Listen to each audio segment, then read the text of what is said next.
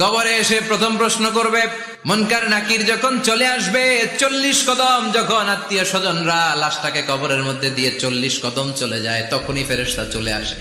এসেই পরীক্ষা শুরু, মার রব্বুক, তোর রবের নাম কি? আমরা বলবো রব্বি আল্লাহ। দ্বিতীয় প্রশ্ন, ওমা দীনুক, তোমার ধর্মের নাম কি? আমরা কি বলবো? তৃতীয় প্রশ্ন, বিশ্বনবীর চেহারা দেখিয়ে বলা হবে, আতারিফু হাদার রাজুল, এই লোকটারে চিনো নাকি? আমরা বলবো চিনি, আমাদের প্রাণের নবী। সব প্রশ্নের উত্তর তুমি পেরেছো। ফায়ুফসাহু লাহু কবরুহু 70 যিরান, আপনার কবরটারে 70 হাত লম্বা করে দেয়া হবে। ওয়ায়ুফতাহু লাহু বাবুন ইলাল জান্নাহ, আপনার কবর থেকে জান্নাতের দিকে দরজা খুলে দেয়া হবে। ওয়ায়ুলবাসু মিন লিবাসি আহলিল জান্নাহ, জান্নাতের 2টা রেশমি কাপড়ের পোশাক এনে আপনারে পরিয়ে দেয়া হবে। আর বলা হবে, নাম কানাউমিল আরুস, ঘুমাও।